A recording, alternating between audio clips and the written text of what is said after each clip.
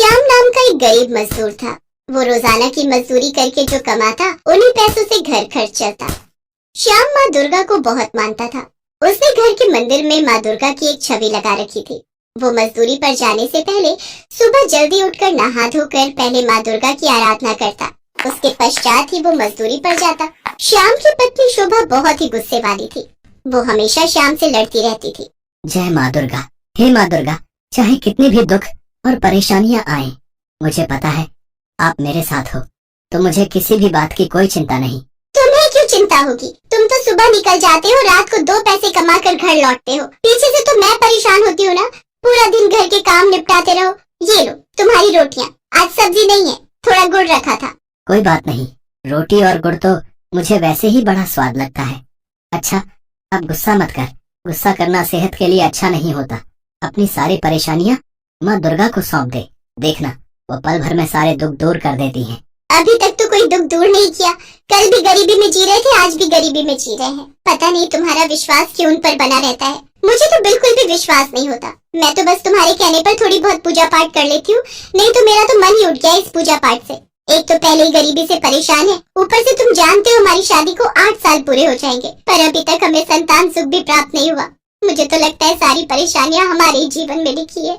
शोभा, आज तुम्हें भगवान पर विश्वास नहीं हो रहा है, पर देखना, एक दिन तुम खुद माँ दुर्गा की शक्ति को जान जाओगी। शोभा, भगवान के घर देर है पर अंधेर नहीं। अच्छा, मैं काम पर जा रहा हूँ। श्याम काम पर चला जाता है, पर धीरे धीरे शाम को मजदूरी का काम मिलना कम हो गया। घर में बहुत परेशानियां आ गई। फिर एक शाम जब श्याम घर आया तो शोभा से बोला, शोभा, यहाँ तो मुझे कोई भी काम नहीं मिल रहा था। बड़ी मुश्किल से सूरज के साथ दूसरे गांव में 10-15 दिन के लिए काम मिला है। अब मैं यही सोच रहा हूँ कि चला ही जाता हूँ। थोड़े पैसे आ जाएंगे तो घर की हालत में सुधार हो जाएगा। पर तुम अकेली रह पाओगी? अरे कोई बात नहीं, अकेले रहने में क्या ही परेशानी है। काम भी तो करना है ना। पैसे नहीं कमाओगे तो घर कैसे चलेगा। तुम मेरी चिंता मत करो, तुम आराम से जाओ। अच्छा तुम बैठो, मैं तुम्हारे लिए कुछ खाने का बना लेती हूँ। शोभा रसोई में खाना बनाने लगी। अचानक जमीन पर गिरे पानी पर उसका पैर फिसल गया और वो बहुत तेज गिर गई।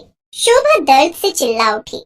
हे दुर्गा मैया, ये क्या हो गया? श्याम शोभा को बिस्तर पर लिटा देता है और पड़ोस में रहने वाले वैद्य जी को बुलाकर लाता है। श्याम बेटा, शोभा के पैर का मांस फट गया है, जिसको ठीक होने में कम से कम 1 महीना लगेगा। अब सब कुछ कैसे होगा दुर्गा मैया? शोभा तो चल फिर भी नहीं सकती। चिंता मत करो, मैं ठीक हूँ। तुम काम पर चले जाओ, नहीं तो बहुत परेशानी हो जाएगी। तुम्हें इस हालत में अकेला छोड़कर मैं कैसे चला जाऊँ? मुझे तुम्हारी चिंता होती रहेगी। मैं सूरज को मना कर देता हूँ। नहीं, सूरज भैया को मना मत करना। बड़ी मुश्किल से वैसे ही तुमको ये काम मिला है। अगर तुम नहीं गए तो तुम जानते हो अगले कुछ दिनों तक मजदूरी के बिना गुजारा करना बहुत मुश्किल हो जाएगा। और फिर कुछ दिनों की तो बात है, मैं किसी न किसी तरह गुजारा कर लूंगी। ठीक है, मैं जल्दी लौट आऊंगा। तुम अपना ख्याल रखना। हे देवी मैया, मैं शोभा को आपके भरोसे छोड़कर जा रहा हूँ। मेरी पत्नी शोभा का ख्याल रखना माँ। उसके साथ रहना, उसकी रक्षा करना। अगले दिन शाम दूसरे गांव काम पर चला जाता है। उसके जाने के कुछ देर बाद एक लड़की शोभा के पास आती है। शोभा बिस्तर पर लेटी हुई थी। वो बड़ी मुश्किल से उठकर दरवाजा खोलती है। कौन हो तुम? किससे मिलना है? मेरा नाम भवानी है। श्याम भैया ने मुझे आपकी सेवा करने के लिए भेजा है। वो सूरज भैया है ना? मैं उनकी साली हूँ, कल ही गाँव से आई थी। सूरज भैया ने दीदी को बोला कि मैं आपकी सेवा के लिए आ जाऊँ। श्याम भैया ने कहा है कि जब तक वो लौट कर नहीं आते तब तक मैं आपकी सेवा करूँगी। अच्छा, तुम्हें भेजा है। कितना ख्याल रखते हैं ये मेरा। अब आप चिंता मत करो, आप बस आराम करो। अब से घर के सारे काम और आपकी देखभाल मैं करूँगी। आपके पैर में चोट लगी है ना? मुझे श्याम भैया ने सब बता दिया। अब आप आराम से बैठो, मैं आपके लिए गरम गरम खाना बना कर लाती हूँ। पर घर में तो कुछ भी खाने का नहीं है, तुम मेरे लिए क्या बनाओगी? श्याम भैया ने मुझे रास्ते में सामान खरीद कर दे दिया था, वो मैंने दरवाजे पर रख दिया है। आप यहाँ बैठो, मैं उठा कर लाती हूँ। शोभा पहचान ही नहीं पाई कि उसके घर में तो साक्षात माँ दुर्गा उसकी सेवा के लिए आ चुकी थी। माँ दुर्गा ने अपने चमत्कार से पूरे घर को अन्न और धन से भर दिया। देवी माँ भवानी के रूप में शोभा की खूब सेवा करती थी। देवी माँ शोभा के पैर में औषधि का लेप लगाती तो शोभा के पैर के दर्द को आराम मिलता। भवानी, तुम्हारे आ जाने से मुझे बहुत आराम मिला है। तुम मेरा कितना ख्याल रखती हो। तुम्हारी सेवा से मेरा पैर बिल्कुल ठीक हो गया, पर अब तुम वापस जा रही हो, ये सुनकर मेरा मन बहुत दुखी है। कुछ दिन और ठहर जाती। अब मुझे जाना ही होगा। आपका पैर ठीक हो गया, श्याम भैया भी कल आ जाएंगे और मुझे भी यहाँ रुके हुए बहुत दिन हो गए। अब मुझे वापस लौटना होगा। जाते जाते मैं आपको कुछ देना चाहती हूँ। ये लो, ये नारियल। नारियल? ये किस लिए भवानी? ये नारियल इसे तोड़कर आप खा लेना। देखना अगले 9 माह के बाद आपके घर में एक बहुत ही सुंदर प्यारा बालक जन्म लेगा। सचमुच तुम कितनी अच्छी हो भवानी।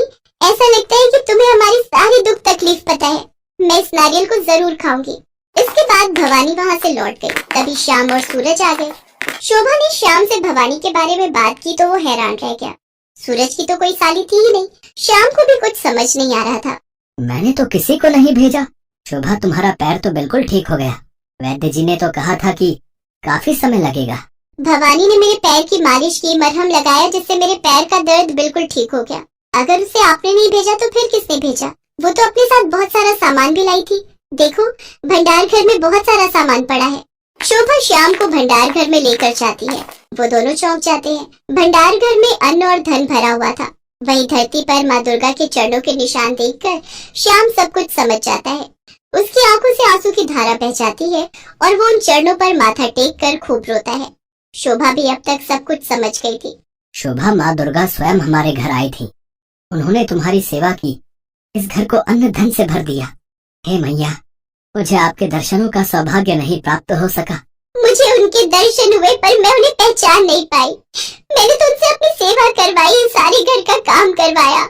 हे माँ दुर्गा, मेरी भूल को क्षमा कर देना। आपने हमारे लिए इतना कुछ किया और मैंने कभी आपकी ठीक से पूजा तक नहीं की। आपकी महिमा अपरंपार है मैया। शोभा श्याम के साथ माँ दुर्गा के मंदिर जाती है और उन्हें कोटि कोटि धन्यवाद कहती है। अब श्याम और शोभा की जिंदगी में सब कुछ था। माँ दुर्गा के आशीर्वाद से उसके घर में अब किसी भी चीज की कोई कमी नहीं थी। शोभा ने उस नारियल के बारे में भी श्याम को बताया।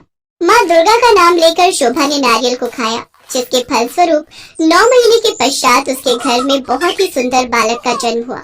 माँ दुर्गा की कृपा से श्याम और शोभा की जिंदगी में खुशियाँ ही खुशियाँ भर गई।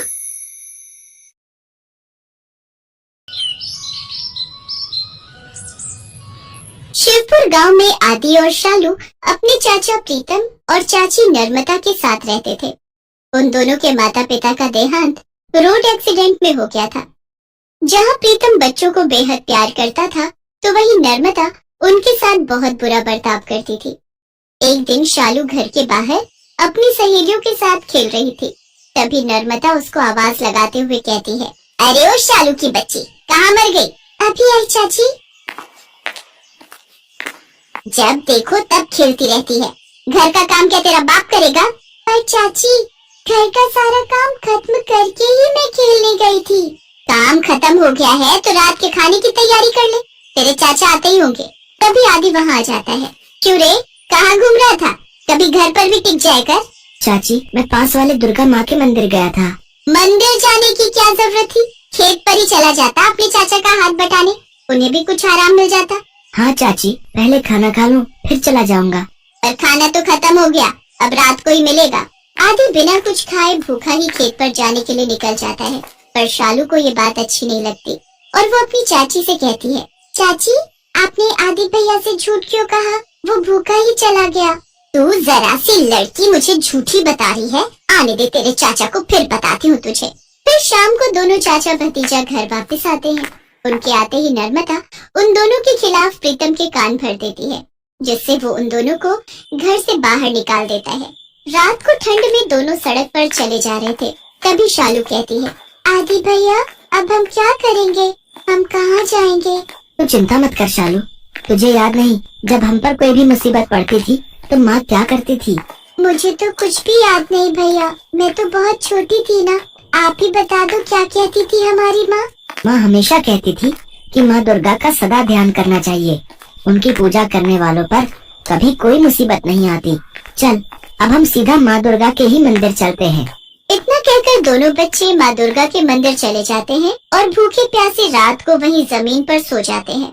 अगले दिन सुबह जब पंडित मंदिर का दरवाजा खोलकर अंदर आते हैं तो उन दोनों से पूछते हैं, अरे तुम लोग यहाँ कैसे आए? फिर वो दोनों अपनी सारी कहानी पंडित को बताते हैं। वो सब तो ठीक है बच्चों, पर कोई भी तुम्हें मंदिर में रहने नहीं देगा। पंडित जी, हमें कुछ दिन यहाँ रहने दीजिए, फिर हम कोई ना कोई ठिकाना ढूंढ ही लेंगे।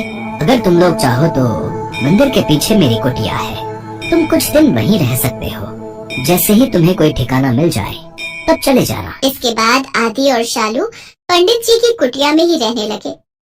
आदि मंदिर की साफ सफाई करता तो वहीं शालू माँ के लिए फूलों की माला बनाने का काम करती। ऐसे ही कुछ दिन बीत जाते हैं।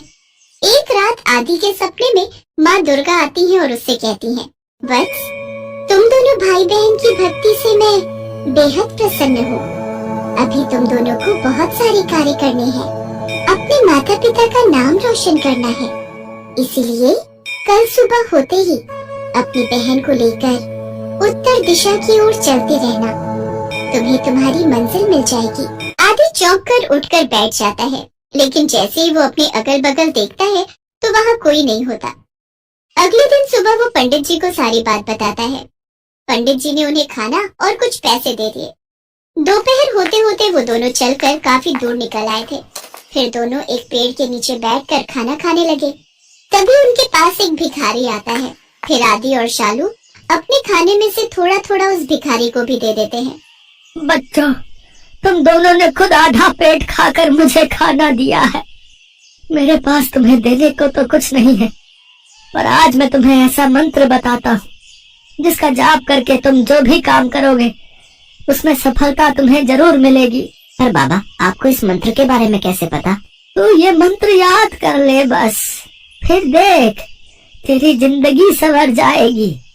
तुझे याद तो होगा ही कि माँ दुर्गा ने तेरे सपने में आकर क्या कहा था। लेकिन आप इस बारे में कैसे जानते हैं बाबा कि दुर्गा माँ मेरे सपने में आई थी और उन्होंने क्या कहा था?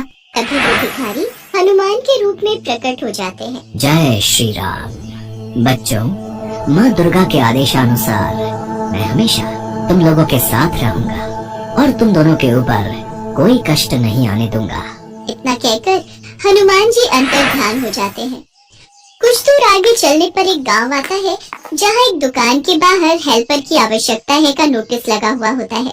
ये देखकर आदि और शालू उस सेठ की दुकान में काम करने लग जाते हैं। आदि जहां कपड़े बेचने का काम करता है, वहीं शालू उस दुकान में साफ सफाई के साथ साथ चाय पानी देने का काम संभाल लेती है।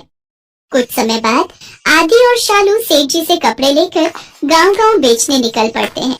उनके कपड़े हाथों हाथ बिक जाते हैं।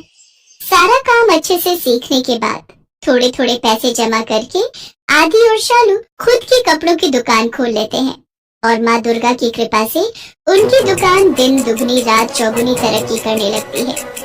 दोनों भाई बहन की दुकान से होने वाली मोटी कमाई से एक बड़ा सा घर खरीद लेते हैं और उसके अंदर माँ दुर्गा का बहुत बड़ा मंदिर बनाते हैं। फिर वो दोनों सुबह शाम माँ दुर्गा की भक्ति करने लगते हैं और हर महीने माता के नाम के भंडारे करवाने लगते हैं। माँ दुर्गा का आशीर्वाद भी उन पर खूब बरसता है और देखते ही देखते वो दोनों उस गांव के सबसे धनी लोगों में शुमार हो जाते हैं।